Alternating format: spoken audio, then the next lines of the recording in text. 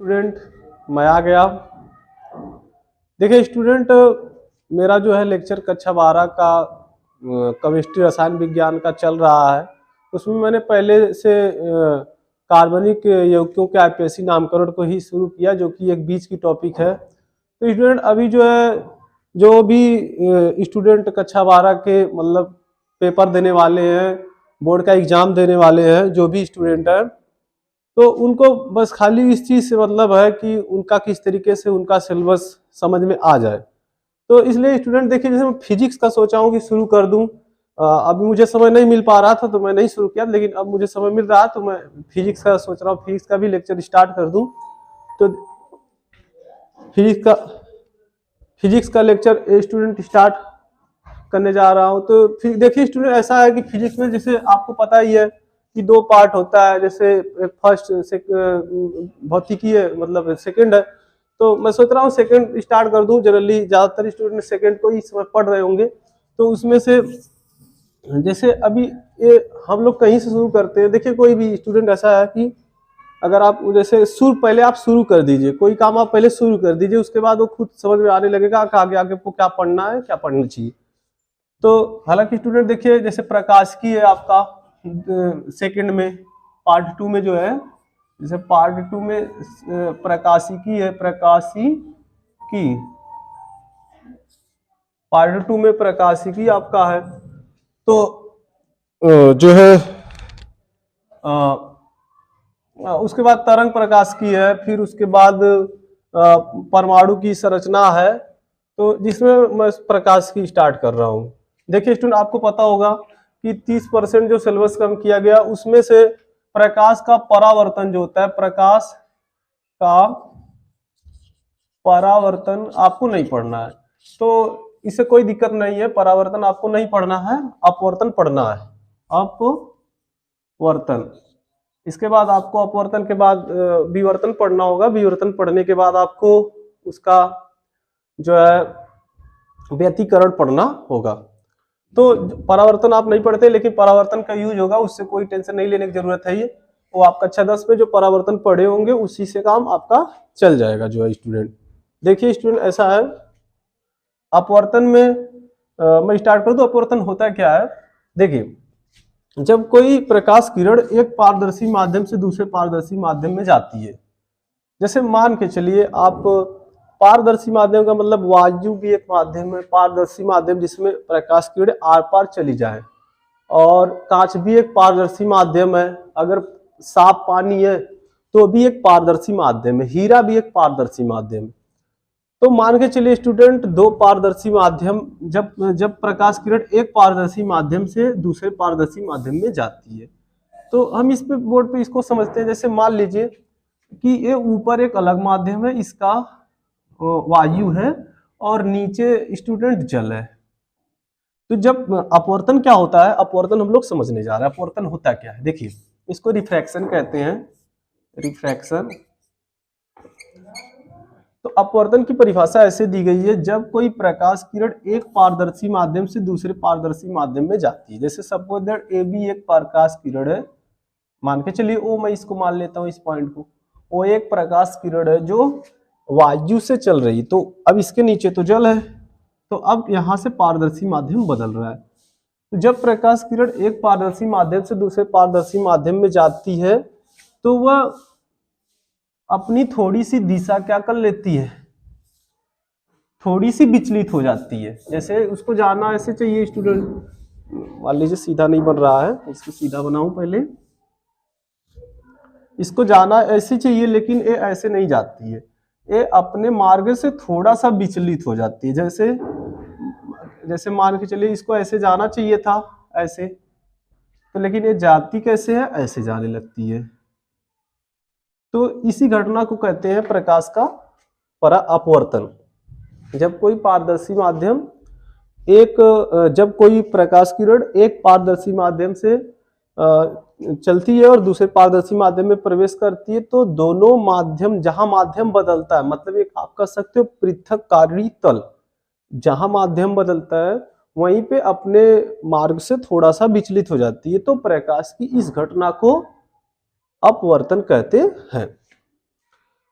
तो देखिएगा जरा, अपवर्तन में मैं बता दूं, एक्चुअली कुछ बातें जानना है। जैसे हम जहां पर प्रकाश किरण आपतित होती है उस बिंदु पे एक इस तल के अभिलंबवत एक अभिलंब खींच देते हैं, हालांकि इसको अभिलंब कहते हैं। एक रेखा खींचते हैं तल के अभिलंबवत, इसी को अभिलंब कहते हैं, अभिलंब।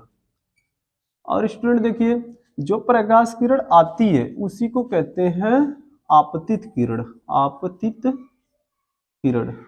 हालांकि ये सब बेसिक चीजें हैं, आप इसको पढ़े हैं, आपको आगे का डेरिवेशन की जरूरत है, मतलब कैसे डेरिवेशन होता है, किस तरीके से इसमें का सवाल लगता है, या किस तरीके से इसके ऑब्जेक्टिव होते हैं, वो विकल्पी होते हैं, थियोरेटिकल कैसे लिखना चाहिए, आपको वो सब प्लान चाहिए।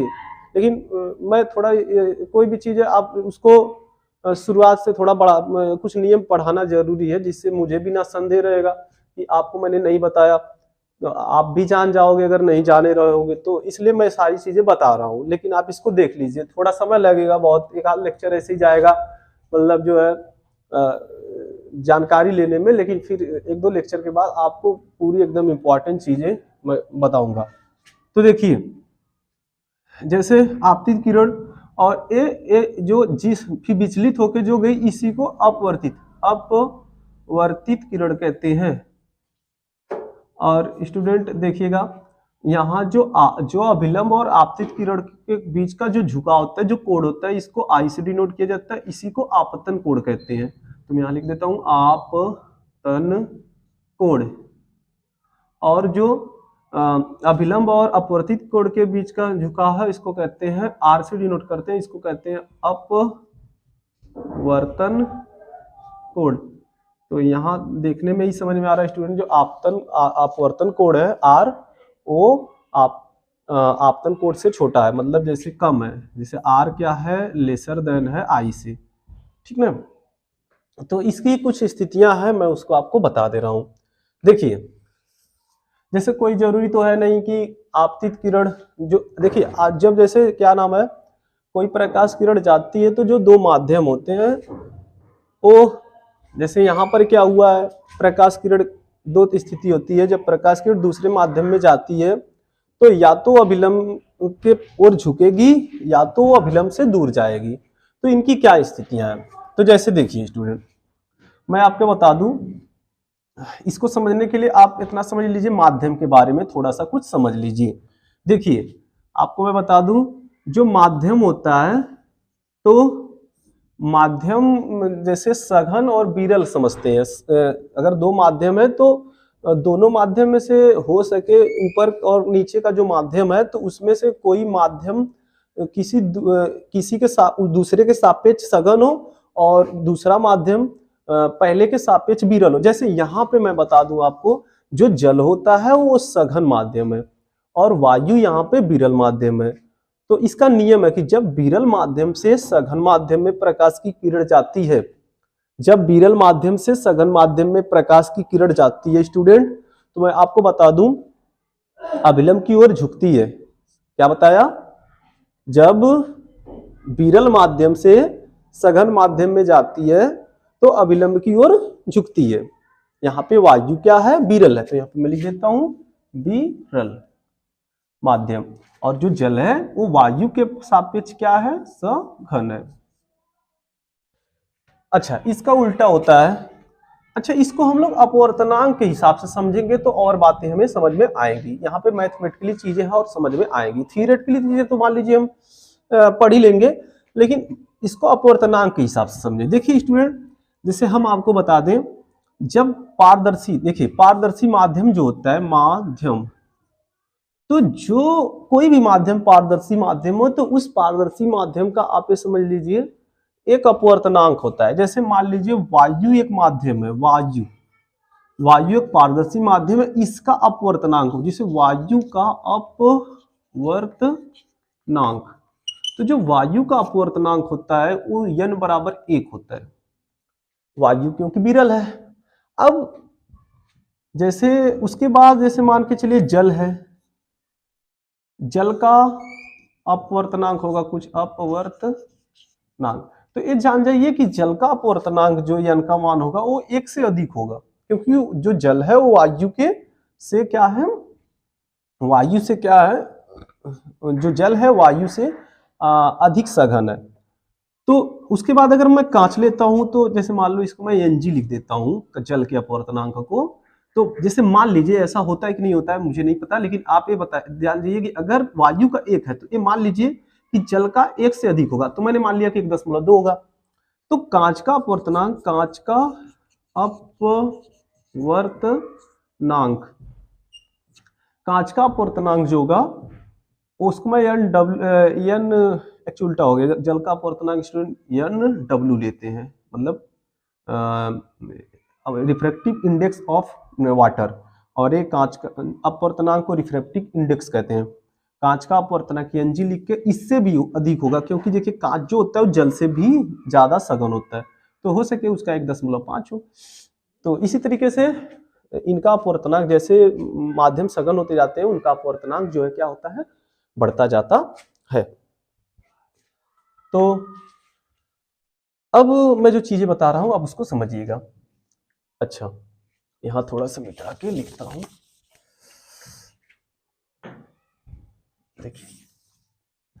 तो मैं बता रहा था, पहले आप सामान्य तरीके से समझिए कि क्या होता है अगर ऊपर सघन हो जाए माध्यम और नीचे विरल माध्यम हो जाए। जैसे ऊपर मैंने ले लिया, मान लीजिए सपोज दैट कांच ले लिया, और नीचे ले लिया जल, तो जाहिर सी बात है कांच क्या है, सघन है, और नीचे क्या है, जल है, तो विरल है।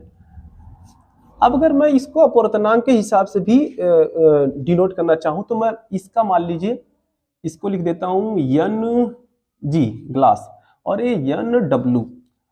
तो यहां पे एक बात होगी, देखिएगा जरा, यहां पे हम लिख सकते हैं, चलिए सपोज दैट मैं यहां लिखता हूं, यहां पे लिख सकते हैं कि जो Ng है वो ग्रेटर देन है NW से, Ng है वो ग्रेटर देन है NW से, मतलब कांच का अपवर्तनांक जल के अपवर्तनांक से अधिक है।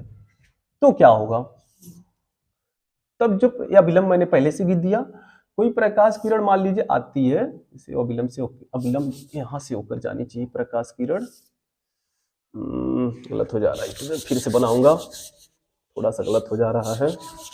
देखिए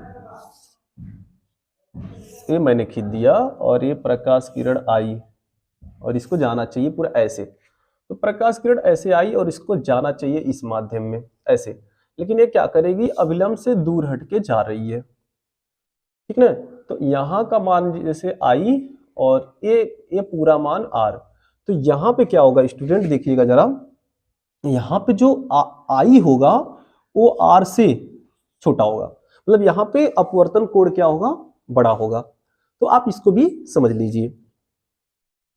अब इसके बाद स्टूडेंट क्या करते हैं, मतलब यहां से एक बात कंसेप्ट, एक बात आप क्लियर कर लीजिए क्या, या उसको लिख लीजिए, बल्कि लिखने की कोई जरूरत नहीं है, आप कक्षा 12 के स्टूडेंट हो, इतना तो याद कर रख ही सकते हो कि देखिए जब प्रकाश किरण विरल माध्यम से सघन माध्यम में जाएगी तो विचलित होने के बाद अभिलंब की ओर झुकेगी, और जब प्रकाश किरण सघन माध्यम से विरल माध्यम में जाएगी तो विचलित होने के बाद अभिलंब से दूर हटेगी। क्लियर है। चलिए हम लोग आगे पढ़ते हैं अपवर्तन के नियम। तो इसको मिटा देता हूं स्टूडेंट, इसको नोट करना हो तो नोट कर लीजिए, नोट कर लीजिए आप।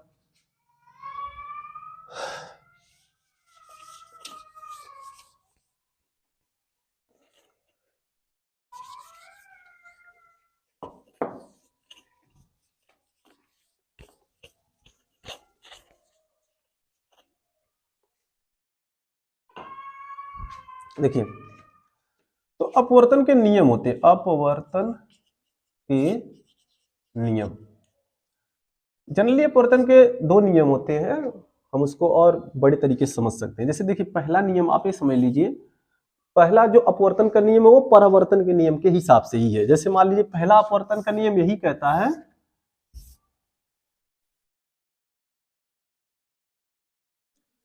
मान लीजिए आपतित किरण हो गई, आपतित किरण, आपतित किरण को इंसिडेंट रे कहते हैं, और ये हो गई अपवर्तित किरण, और ए हो गया अभिलंब।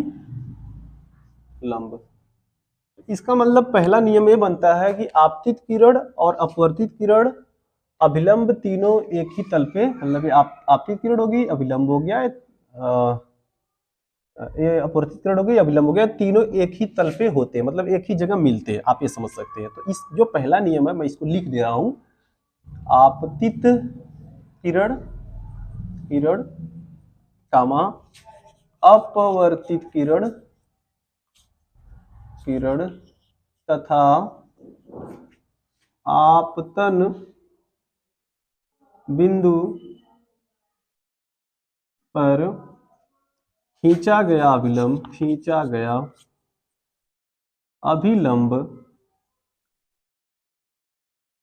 तीनों एक ही तल में होते हैं।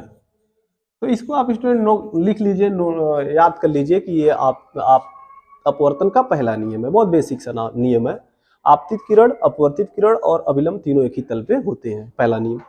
अब देखिए इंपॉर्टेंट जो है इसका दूसरा नियम है। अभी दूसरा नियम क्या है? देखिए दूसरा नियम आपको समझने के लिए, यही दूसरे नियम से ही बहुत सी चीजें स्टार्ट हुई हैं। तो दूसरा नियम क्या है उसको आप समझते हैं। तो दूसरा नियम समझने के लिए आप ये समझ लीजिए कि अगर कोई एक वर्णी प्रकाश हो, मतलब जो आपतित किरण हो एक वर्णी प्रकाश की हो। अब एक वर्णी प्रकाश का मतलब क्या होता है, तो आप ये समझ लीजिए, जैसे देखिए एक वर्णी मतलब एक रंग का, जैसे मान के चलिए आपने कक्षा 10 में पढ़ा होगा प्रिज्म।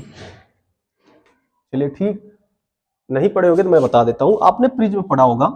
तो प्रिज्म में क्या होता था, प्रिज्म में यहां से जो प्रकाश किरण सूर्य की डाली जाती थी, सूर्य की प्रकाश किरण, वो आगे चल के यहां पर लगे हुए पर्दों में 7 भागों की 7 रंगों की एक पट्टी बनाती थी।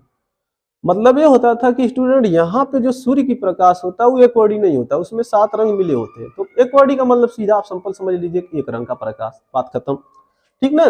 तो एक वर्णी प्रकाश, एक वर्णी प्रकाश की किरण, जब एक वर्णी प्रकाश की कोई किरण होगी तो इन्होंने बताया कि एक वर्णी अगर मान के चलिए, एक्चुअली देखिए दूसरा नियम जो है अपवर्तन का, वो अपवर्तनांक निकालने का एक नियम है। मतलब वो जिस माध्यम में आप, जिन दो माध्यमों को आपने लिया है उन दोनों माध्यमों के बीच सापेक्ष का एक अपवर्तनांक निकालेगा। पहले माध्यम का भी निकलेगा, दूसरे माध्यम का भी निकलेगा। थोड़ा सा आप समझिए, शब्दों पर केवल ध्यान दीजिएगा। देखिए जैसे मान लीजिए कि ये आपतित किरण हो गई और इसको जाना इसी माध्यम में चाहिए था, ऐसे ही जाना चाहिए था, ऐसे ही जाना चाहिए था। ये बताते वक्त बहुत गड़बड़ हो रहा है। देखिए ऐसे ही जाना चाहिए था, लेकिन उसने ऐसे चली गई, मतलब वो ऐसे गई ही नहीं, वो अभिलंब की ओर झुक गई। तो मैं थोड़ा सा यहाँ पे, चलिए मैं ऐसे ही बना लेता हूं, और ये आई हो गया आपतन कोण, और ए आर हो गया इधर वाला, ए आर हो गया अपवर्तन कोण, एंगल, ठीक। तो उन्होंने कहा अगर मान के चलिए एक वर्णी प्रकाश हो, एक वर्णी प्रकाश के लिए इसलिए कहा गया कि अगर दो प्रकाश रहेगा, दो रंग का प्रकाश रहेगा, तो ये 2 ठो अपवर्तित किरणें निकलेंगी, एक ही नहीं 2 ठो निकलेंगी, तो इसलिए एक वर्णी प्रकाश होना चाहिए। तो दूसरा नियम में कहा गया एक वर्णी प्रकाश के लिए, प्रकाश के लिए जो आपतन कोण है, मतलब आपतन कोण मतलब क्या, आपतन कोण की ज्या।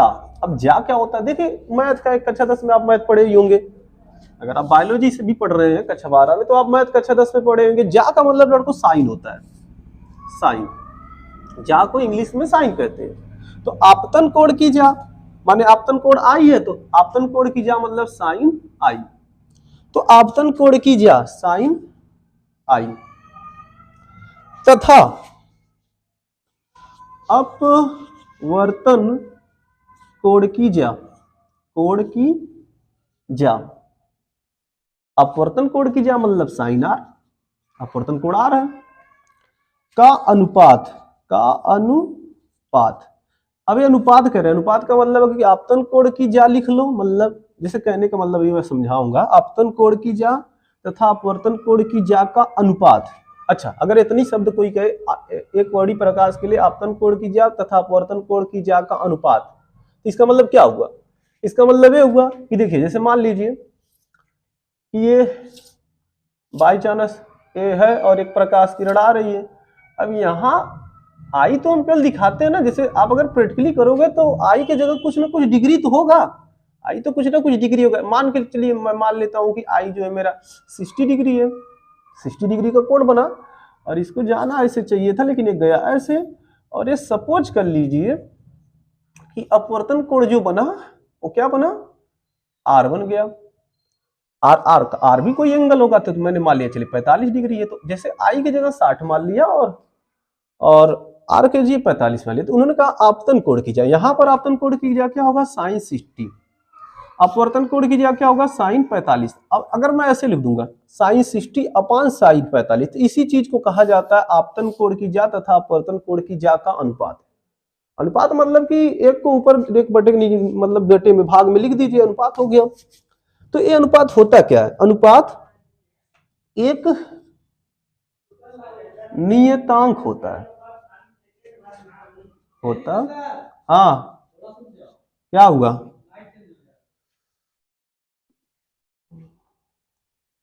हाँ तो एक नियतांक होता है। अच्छा अच्छा, नियतांक होता है जी से, जी से पहले माध्यम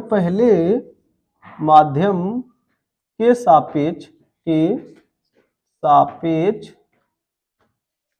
दूसरे माध्यम का, पहले माध्यम के सापेक्ष दूसरे माध्यम का अपवर्तनांक कहते हैं। और इसी नियम को लड़कों स्नेल का नियम भी कहते हैं, इसी को कहते हैं, इसे स्नेल साइंटिस्ट के नाम, स्नेल वैज्ञानिक के नाम पे जो है इसका नाम पड़ा है, इसे स्नेल, अच्छा स्नेल का नियम भी कहते हैं।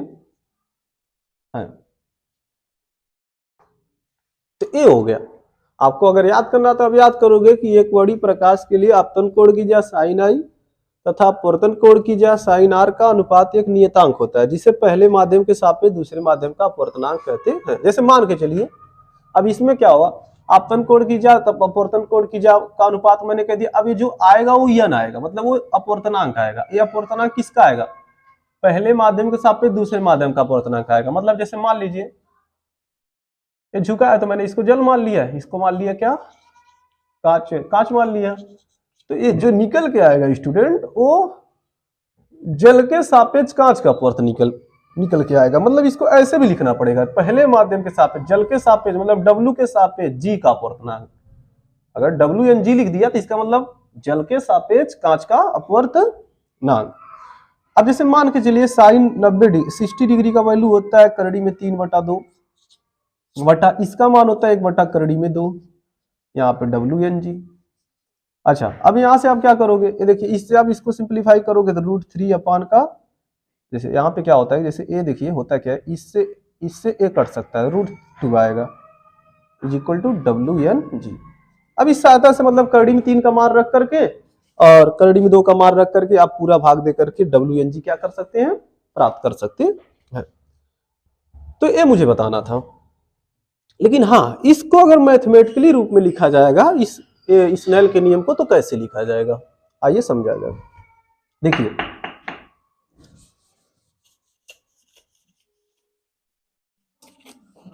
इसको ऐसे लिखा जाएगा, मतलब साइन आई, इसके आप नीचे लिखेंगे आई बटा sign are equal to 1n2, मतलब साइन आई बटा साइन आर पहले माध्यम के सापेक्ष दूसरे माध्यम का अपवर्तनांक होता है। अच्छा, जैसे देखिए होता क्या, आपको मैं बता दूं, मैंने पहले से बताया था कि जब जैसे कोई भी माध्यम होता है पारदर्शी माध्यम, तो उसका एक अपवर्तनांक पहले से होता है जिसको निरपेक्ष अपवर्तनांक कहते हैं। जैसे इस सूत्र को हम ऐसे भी लिख सकते हैं n2 बटा n1, लेकिन हाँ यहां पे जो n2 है वो दूसरे माध्यम का, जैसे मान लीजिए यहां पे देखिए n2 n1, जो n2 होगा वो दूसरे माध्यम का अपवर्तनांक होगा, निरपेक्ष अपवर्तनांक, और n1 क्या होगा, पहले माध्यम का निरपेक्ष अपवर्तनांक होगा। अच्छा, निरपेक्ष, इसको नोट कर लीजिए तब हम आगे बढ़े। नोट करिए, पहले नोट कर लीजिए।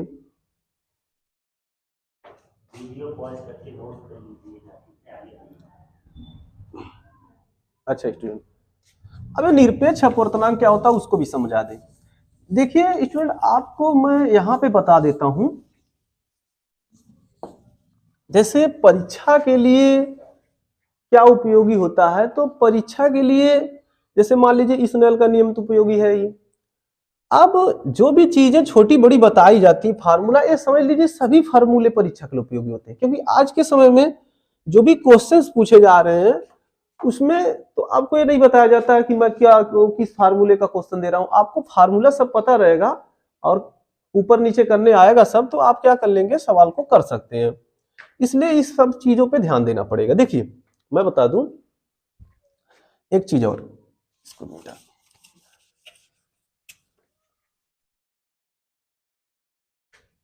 मैंने कहा कि जो माध्यम थे, अच्छा एक बात और कर देते हैं, जैसे मान लीजिए अगर मैं इसको उल्टा लिख दूं, साइन आर बटा साइन आई, तभी हो जाएगा 2n1, मतलब अब ये दूसरे माध्यम का पहले माध्यम के सापेक्ष अपवर्तनांक निकल जाएगा, दूसरे माध्यम का पहले माध्यम के सापेक्ष अपवर्तनांक निकल जाएगा। अच्छा, मैंने कहा कि जब कभी दो माध्यम रहते हैं तो उनके अलग अलग पहले से एक सापेक्ष अपवर्तनांक होता है जो कि स्नेल के नियम से निकाला जाता है, और कोई भी पारदर्शी माध्यम होता है उसका पहले से ही एक अपवर्तनांक होता है जिसको निरपेक्ष अपवर्तनांक कहते हैं, निरपेक्ष अपवर्तनांक। जैसे मान लीजिए मुझे पता करना हो, अच्छा 1n2 आपको अगर पता करना है तो इसका मतलब दो माध्यम हो गया। 1n2 पता करने का दो तरीका हो गया, मैं इसको अलग अलग फार्मूले पे लिख देता हूं। जैसे देखिए साइन आई बटा साइन आर करेंगे तो जो निकल के आएगा, जैसे अभी हमने बताया था कि यहाँ 60 डिग्री, यहाँ 45, तो कुछ ना कुछ मतलब वैल्यू आएगा, फिर पुट करने के बाद रूट में दशमलव में कुछ ना कुछ वैल्यू आ जाएगी। यहाँ पे जो वैल्यू लास्ट में आएगी वही होगी 1n2, मतलब दूसरे माध्यम की पहले माध्यम के सापेक्ष क्या होगा, अपवर्तनांक होगा। लेकिन अगर आप चाहें तो एक पहला फार्मूला हो गया, आप चाहें तो इसको ऐसे भी समझ सकते हैं, 1n2 is equal to n2 upon n1। अच्छा, इसका मतलब ये हो गया कि दूसरे माध्यम का निरपेक्ष अपवर्तनांक को अगर पहले माध्यम के निरपेक्ष अपवर्तनांक से भाग दे दिया जाए तो भी दूसरे माध्यम का पहले माध्यम के सापेक्ष अपवर्तनांक निकल जाएगा। तो निरपेक्ष अपवर्तनांक होता क्या है, देखिए जैसे मान लीजिए यहां पे मैं n2 लिख देता हूं, दूसरा माध्यम यहां पे n1, तो अगर मुझे n2 का वैल्यू निकालना है तो मुझे क्या करना पड़ेगा, इस n2 का निर्वात के सापेक्ष अपवर्तनांक निकालना पड़ेगा, मतलब इस खाली n2 को लाना पड़ेगा, n2 मतलब जैसे आप समझ लीजिए यहाँ कांच है तो खाली कांच लाना पड़ेगा, यहाँ लगाना पड़ेगा कांच नीचे, और ऊपर निर्वात रखना पड़ेगा। निर्वात आप समझ रहे हैं, निर्वात मतलब ऐसी जगह जहां पे गैस भी ना हो, निर्वात मतलब ऐसी जगह जहां पे वायु भी ना हो। तो उस समय इसका अपवर्तनांक स्नेल के नियम से ही आप निकालोगे, उस समय भाई ऐसे लाओगे तो ये निर्वात भाई सबसे विरल माध्यम है, तो ये झुकेगी, और झुकने के बाद यहाँ का आई, यहाँ का आर, तो साइन आई बटा साइन आर करेंगे आप, तो निकल के आएगा कांच। कांच का मतलब n2 का वैल्यू निकल के आ जाएगी। ठीक उसी तरीके से अगर आप पहले माध्यम को भी निर्वात के सापेक्ष एक अपवर्तनांक निकालेंगे तो आपका n1 निकल जाएगा। तो स्टूडेंट ये स्टार्टिंग वीडियो थी, तो ये वीडियो जो है ये लेक्चर आज के लिए मैं यहीं पे खत्म करना चाहता हूं। अभी देखिए अगले लेक्चरों में जैसे क्रांतिक कोण पढ़ा जाएगा, पूर्ण आंतरिक परावर्तन पढ़ा जाएगा, ये सारा जो है चैप्टर जो है पढ़ा जाएगा, और फिर इसके बाद बहुविकल्पी भी इसके किया जाएगा, और इसके न्यूमेरिकल भी करेंगे, और थियोरेटिकल क्वेश्चन कैसे आपको जो है पेपर में उसका उत्तर लिखना है वो भी हम बता देंगे। तो स्टूडेंट आज के लिए बस इतना ही। हाँ स्टूडेंट और बता दें कि जैसे आप अपने दोस्तों को इसको शेयर करिए जिससे वो भी कुछ समझ सकें। तो स्टूडेंट आज के लिए बस इतना ही, मिलते हैं अगले वीडियो में।